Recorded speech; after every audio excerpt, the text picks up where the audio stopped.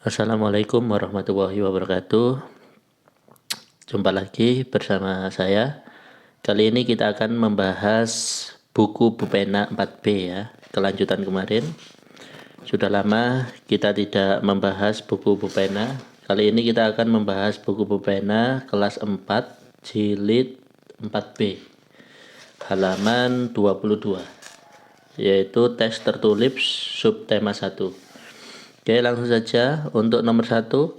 Contoh pekerjaan penduduk yang tinggal di pantai adalah, jawabannya adalah A ya, penambak udang dan nelayan. Oke, selanjutnya nomor 2. Tanaman yang tidak cocok ditanam di daerah dataran rendah adalah D ya, teh dan stroberi. Karena apa? Teh dan stroberi ini cocoknya ditanam di dataran tinggi. Nomor 3, tuliskan jenis-jenis pekerjaan yang dilakukan masyarakat di daerah dataran tinggi. Oke, di dataran tinggi pekerjaan yang bisa diciptakan yaitu peternak ya, kemudian pedagang dan juga pekebun tanaman perkebunan. Nah, itu. Kemudian yang nomor 4, tuliskan jenis-jenis pekerjaan yang dilakukan masyarakat di daerah dataran rendah. Untuk di dataran rendah, pekerjaan yang bisa kita temui yaitu petani, nelayan, peternak, dan juga pedagang. Lanjut nomor 5. Apakah ada jenis pekerjaan di dataran tinggi yang sama dengan jenis pekerjaan di dataran rendah? Ya, jawabannya adalah ada ya. Misalnya petani, pedagang, dan peternak. Nah, terdapat petani kelapa dan petani padi di daerah dataran rendah atau petani teh di dataran tinggi. Ada juga pedagang buah-buahan di dataran tinggi ataupun di dataran rendah. Demikian pula dengan peternak. Jadi baik itu di dataran rendah maupun dataran tinggi pasti ada pekerjaan petani, peternak, dan juga pedagang. Itu ya, ada kesamaan. Selanjutnya untuk muatan bahasa Indonesia KD 3.5 ini ada bacaan digunakan untuk mengerjakan soal nomor 1 sampai dengan 3. Ini adalah bacaan Anto dan adiknya sedang berjalan di taman. Mereka menemukan dompet yang terjatuh. Di dalam dompet tersebut terdapat tanda pengenal. Ternyata dompet tersebut milik Pak Budi. Ya, milik Pak Budi, tetangga mereka. Anto dan adiknya segera mengembalikan dompet tersebut kepada pemiliknya. Oke, kita kerjakan nomor 1. Untuk tokoh utama dalam cerita tersebut adalah Anto dan adiknya. Karena Pak Budi kan tidak ada dalam cerita tersebut, hanya saja barangnya itu barangnya Pak Budi. Jadi dalam bacaan tersebut, kalau kita baca dengan sesama, jawaban nomor 1 adalah B ya, Anto dan adiknya ya. Oke, nomor 2, Anto menemukan dompet Pak Budi di, ya tadi kita sudah baca, Anto dan adiknya menemukan dompet itu di taman ya. Ini salah cetak ini soalnya ya, harusnya ini taman bukan teman. Nah, ini adalah taman. Jadi nanti anak-anak disampaikan ke gurunya bahwa ini soalnya adalah salah. Seharusnya jawabannya adalah taman. Nah, ini bukan teman, salah redaksi penulisan saja ya. Nomor 3, sifat Anto pada cerita tersebut adalah, sifat Anto yaitu jujur dan baik hati. Oke. Nomor 4, tuliskan langkah-langkah yang dilakukan saat mengemukakan pendapat tentang sifat tokoh. Ya. Ini jawabannya ada di bacaan sini ya. Langkah-langkah yang dilakukan saat mengemukakan pendapat tentang sifat tokoh. Nah, ini ada di halaman 12 ya. Ada di halaman 12. Untuk dapat memberikan pendapat terhadap perilaku tokoh, kita dapat melakukannya dengan cara berikut ini ya. Membaca dengan seksama jalannya cerita, memperhatikan setiap perkataan, kemudian memperhatikan gambar lingkungan. Tuh ya.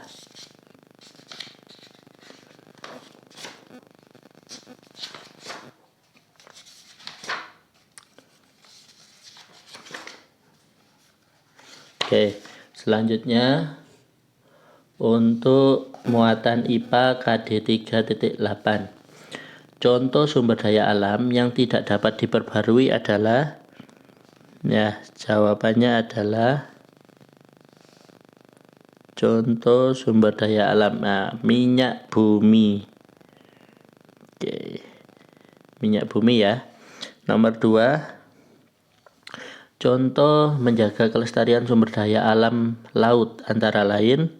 Jawabannya adalah D, tidak menangkap ikan dengan cara dibom. Oke, kita lanjut. Nomor 3. Di sini ada bacaan lagi. Kita bisa baca terlebih dahulu. Petani menanam padi di sawah. Peternak memelihara dan merawat hewan ternaknya. Penambang batu bara bekerja dengan penuh tanggung jawab. Petani, peternak, dan pegawai pertambangan bekerja memanfaatkan sumber daya alam yang ada. Oke, nomor 1, nomor A ya, poin A. Jawabannya adalah sumber daya alam yang dapat diperbarui adalah padi dan hewan ternak. Keduanya dapat tersedia kembali dalam waktu yang cepat setelah dikonsumsi atau digunakan. Kemudian yang B, tulislah juga masing-masing contohnya. Contohnya yaitu batu bara, sumber daya alam tersebut kelamaan akan habis dan dapat digunakan kembali di waktu yang sangat lama. Tuh ya.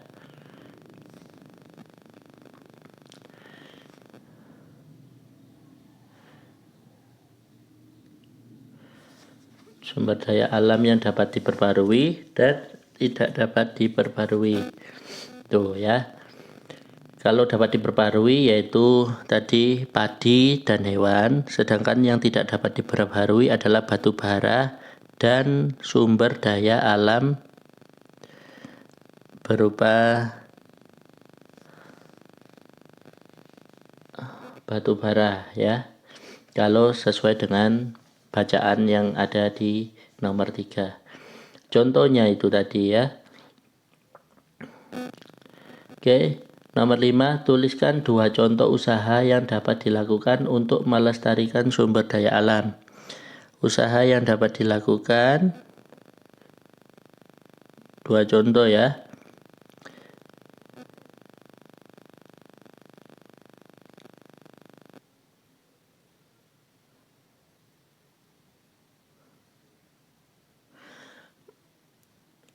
Ini salah cetak lagi ya, seharusnya setelah nomor 3 itu nomor 4. Ini nomor 4. Jawabannya adalah melakukan penghijauan kembali, melakukan sistem tebang pilih hutan, mengurangi penggunaan kertas, membuang sampah di tempatnya, dan menggunakan sumber daya alam secukupnya. Itu ya. Oke, lanjut kita ke muatan matematika KD 3.9. Luas persegi pada gambar di samping adalah, ini pakai satuan petak ya. Kalau pakai satuan petak, berapa luasnya? Luas itu adalah sisi kali sisi. Sisinya sebelah sini ada 4 kotak dan sebelahnya lagi 4 kotak, sisi kali sisi, masing-masing sisinya ya, persegi. Maka jawabannya adalah 4 kali 4 sama dengan 16 petak satuan. atau bisa dihitung 1, 2, 3, 4, 5, 6, 7, 8, 9, 10, 11, 12, 13, 14, 15, 16. Jadi ini adalah 16 petak satuan. Untuk yang nomor 2, jawabannya adalah C ya. Jawabannya adalah C, panjangnya 15, kemudian lebarnya 3. Nomor 3, keliling, kita disuruh mencari keliling dan luas persegi. Kalau keliling jawabannya adalah 60 cm, sedangkan luasnya adalah 225 cm kuadrat ya. Untuk nomor 4, jika keliling sebuah persegi adalah 32 cm, maka luasnya adalah berapa? Luasnya adalah 64 cm ya. Luasnya adalah 64 cm. Selanjutnya nomor 5, panjang sebuah lahan ya, sebuah lahan berbentuk persegi ditanami sayur-sayuran. Panjang sisi lahan tersebut adalah 15 meter. Setiap 5 meter kubik lahan tersebut memerlukan 1 kantong pupuk. Jika harga 1 kantong pupuk adalah 7.000, berapa uang yang diperlukan untuk membeli seluruh pupuk lahan tersebut? Oke. Maka bisa kita selesaikan. Kita mencari terlebih dahulu luas dari lahan. Karena sisi lahan ini berbentuk persegi ya. Sisi lahan adalah 15, maka kita cari luas dulu. Luas lahan sama dengan 15 kali 15. Jawabannya adalah 225 cm kubik ya. Kemudian setiap 5 meter kubik lahan tersebut memerlukan 1 kantong pupuk. Jika 1 kantong pupuk harganya 7.000, karena ini adalah 225, maka kita bagi terlebih dahulu untuk mengetahui keperluan pupuk. 225 dibagi 5, jawabannya adalah 45 kantong ya, 45 kantong. Terus kemudian kita ditanya berapa uang yang diperlukan. Jika kita temukan 45 kantong, maka 45 dikali 7.000 sama dengan 315.000. Nah, ini adalah uang yang diperlukan untuk memupuk lahan tersebut. Jadi 315.000. Oke, selanjutnya untuk muatan SPDP ya. Untuk muatan SPDP nomor 1 jawabannya adalah A ya. Jawabannya adalah A. Gambar di atas merupakan contoh gambar perspektif dengan 1 titik hilang. Untuk nomor 2, saat menggambar objek seharusnya diawali dengan membuat bangun dasar ya. Bangun dasar.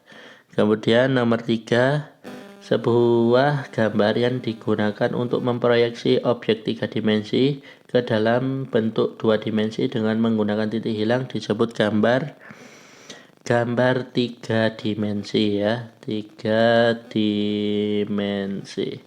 Oke, nomor 4, perhatikan gambar berikut. Manakah yang termasuk gambar 2 dimensi dan 3 dimensi? Oke. Yang gambar 2 dimensi adalah A, ini 2 dimensi, sedangkan yang B adalah 3 dimensi. Kita lanjut. Untuk muatan yang terakhir yaitu muatan PPKN. Untuk nomor 1 jawabannya adalah A ya, ketuhanan yang Maha Esa. Untuk sila pertama. Untuk yang nomor 2 jawabannya adalah D, memaksakan suatu agama atau kepercayaan kepada orang lain. Nah, itu tidak termasuk pengamalan sila pertama. Nomor 3, jawabannya adalah sila ke-1 ya. Berdoa itu kaitannya dengan ketuhanan. Jawabannya adalah sila ke-1. Untuk nomor 4, bersikap jujur merupakan contoh pengalaman sila Pancasila sila ke-1, karena kita yakin bahwa setiap kegiatan yang kita lakukan diawasi oleh Yang Maha Esa. Oke. Nomor 5, tuliskan contoh sikap yang merupakan pengamalan sila pertama pada Pancasila. Oke. Contohnya yaitu berdoa sebelum makan, rajin melaksanakan ibadah, mengerjakan tugas atau ujian dengan jujur, toleransi kepada teman yang berbeda agama, dan mempersilahkan teman untuk beribadah sesuai dengan kepercayaannya masing-masing. Oke, itu pembahasan kita kali ini untuk halaman 22 sampai dengan 24. Sampai jumpa di video selanjutnya. Jangan lupa subscribe dan nantikan video-video selanjutnya agar kita bisa mengerjakan buku pena dengan mudah. Wassalamualaikum warahmatullahi wabarakatuh.